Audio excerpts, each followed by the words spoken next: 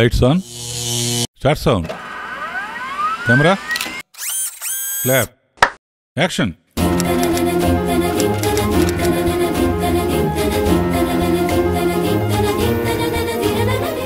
Om Namo Venkatesaya. Welcome to KRR class room.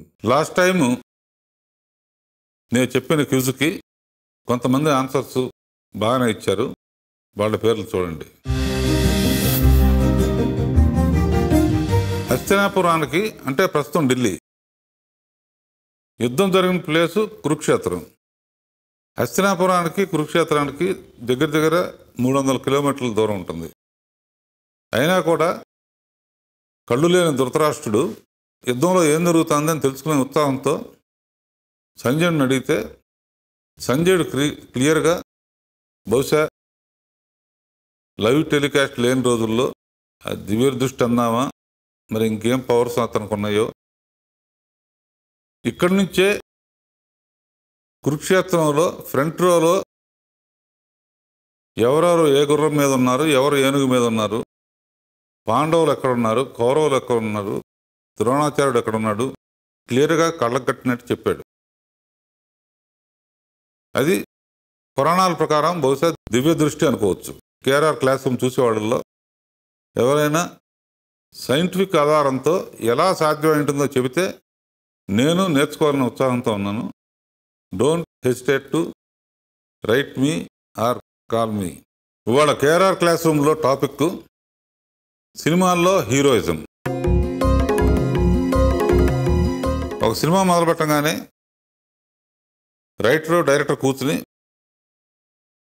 హీరోని ఎలా introduce చేద్దాం, హీరో ఇంట్రడక్షన్ పవర్ఫుల్గా ఉంటేనే హీరోయిజం ఎలివేట్ అవుతుంది అనేది జనరల్ ఒపీనియన్ అనమాట. నేను సౌందర్యలహరి ప్రోగ్రాం చేసినప్పుడు డైరెక్టర్ పైడిపల్లి వంశీ నన్ను ఒక ఇంట్రెస్టింగ్ క్వశ్చన్ వేసాడు. గురుగారు, భక్తి సినిమాల్లో హీరోయిజం చూపించడానికి మీరు తీసుకున్న జాగ్రత్తలు ఏంటి, ఎలా చూపించగలిగారు అని అడిగాడు. దానికి నేను చెప్పిన సమాధానమే ఇవాళ నేను మీకు చెప్పబోయే లెసన్. ఫస్ట్ అన్నమయ్య గురించి మాట్లాడదాం.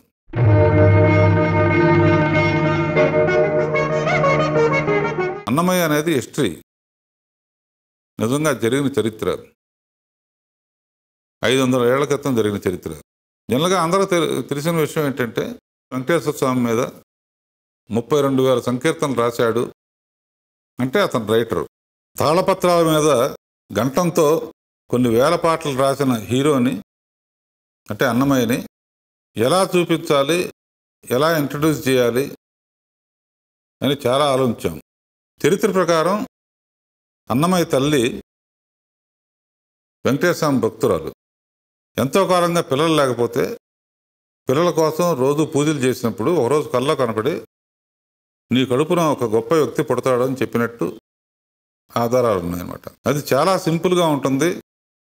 హీరోయిజం ఎలివేట్ చేయడానికి ఇంకేమైనా ఆధారాలు దొరుకుతాయా అని నేను భారవి గారు కలిసి ఆలోచించి చాలా పుస్తకాలు చదివాం. అందులో వెంకటేశ్వర స్వామికి శంకు చక్రాలతో పాటు నందకం అనే ఖడ్గం కూడా ఒకటి ఉంది. అన్నమయ్య సాక్షాత్తు ఆ నందకాంశ సంభూతుడు అని ఒక పుస్తకంలో ఆధారం దొరికింది. ఆ ఆధారాన్ని బేస్గా తీసుకుని అన్నమయ్య హీరోయిజం ఎలా ఎలివేట్ చేశామో ఒకసారి చూద్దాం. పాటతో ప్రపంచాన్ని పావనం చేయడానికి అనతి కాలంలోనే ఆంధ్రావనిలో సంకీర్తనాచార్యుడిగా అవతరించబోతున్నాడు మన నందకుడు. ఖడ్గం సంకీర్తనాచార్యుడిగా అవతరించడమా? అవును దేవి. పెరిగిపోతున్న పాపలతల్ని ఖండించడానికి కత్తుల్లాంటి కీర్తనలేగా కావలసింది. అందుకు నందక ఖడ్గమే సరి. అటు చూడండి. ఓం నమో వెంకటేశాయ, ఓం నమో వెంకటేశాయ. కొంగు చాచి పుత్రభిక్షను వేడుతున్న ఆ లక్కమాంబ నా ప్రియభక్తురాలు. తొలి తెలుగు పాటకు ప్రాణం పొయ్యడానికి మన నందకుడు అన్నమయ్యగా ఆమె గర్భాలయంలోనే అవతరించబోతున్నాడు.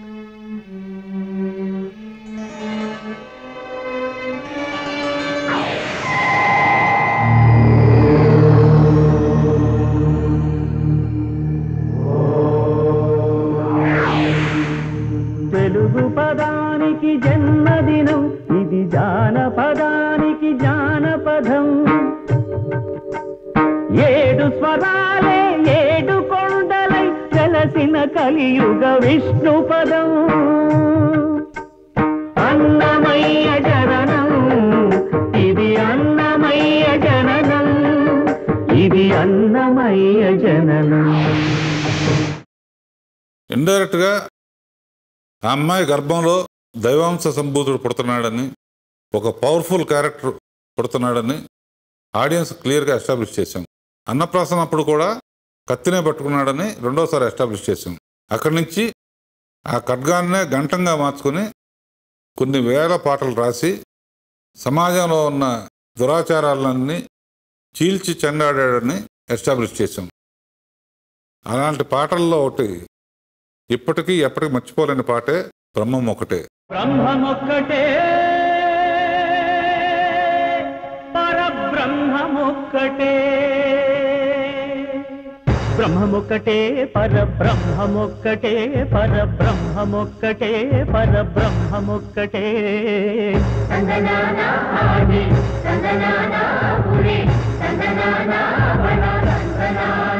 పరబ్రహ్మమొక్కటే పరబ్రహ్మమొక్కటే.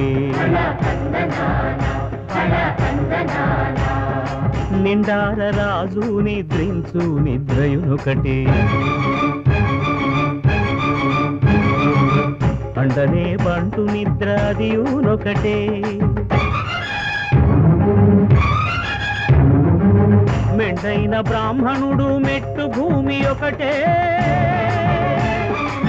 మెండైన బ్రాహ్మణుడు మెట్టు భూమి ఒకటే, చండాలుడుండేటి సరి భూమి ఒకటే. మన పాఠ్యాంశంలో కూడా ఈ పాట ఉంటుంది.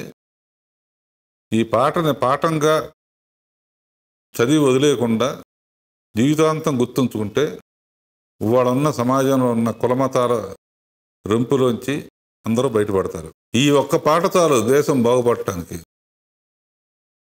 500 ఏళ్ల క్రితం సమాజంలో ఉన్న రుగ్మతల గురించి ఇంత అద్భుతంగా రాశాడు కాబట్టే అతను ఇప్పటికీ చాలా పెద్ద సోషల్ రిఫార్మిస్ట్ అని చెప్పుకోవచ్చు మనం.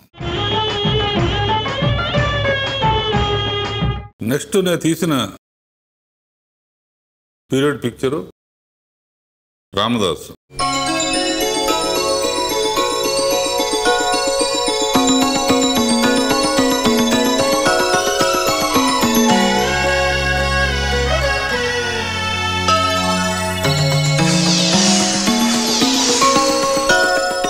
రామదాసు కూడా చరిత్రే.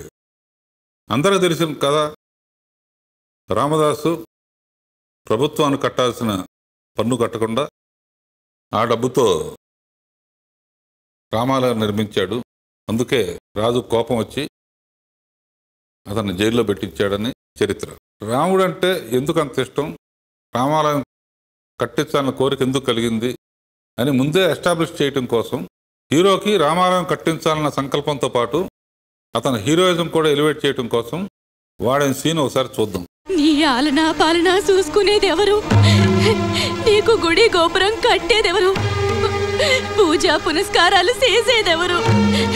నీ మంచి చెడు చూసుకునేదెవరు తండ్రి? ఎవరు తండ్రి?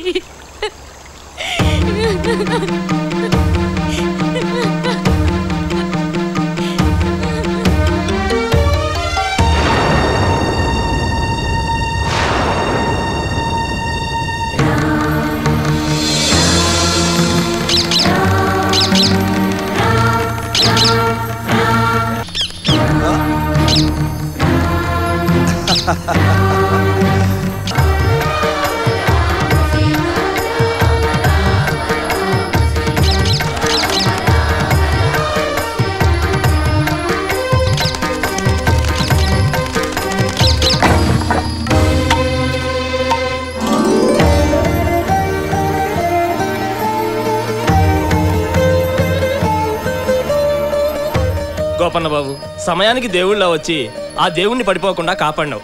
నీ కాలు మొక్తా. విగ్రహాలు జాగ్రత్తగా పట్టుకెళ్ళండి.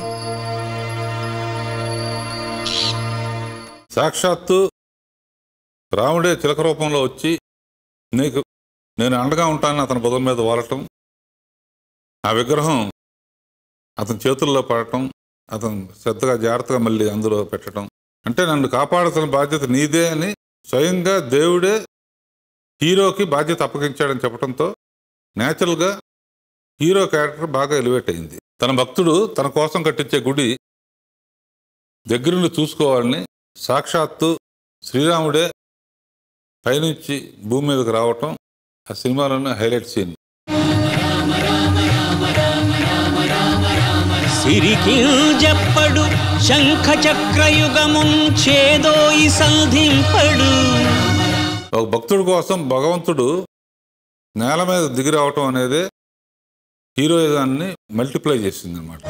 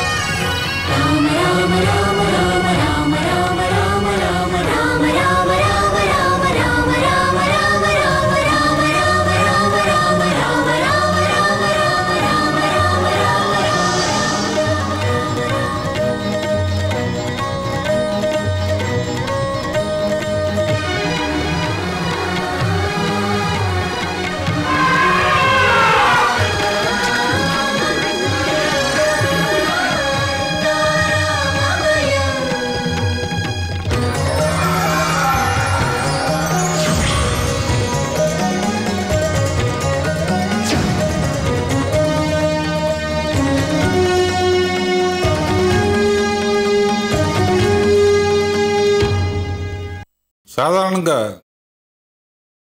మనం అంటాం రామబాణానికి తిరుగు ఉండదని. అలా ఈ దృశ్యంతో ఇక అతను కట్టబోయే గుడికి తిరుగు ఉండదు, గ్యారెంటీ కడతాడనే కాన్ఫిడెన్స్ ఆడియన్స్లో కూడా పెరుగుతుంది అనమాట.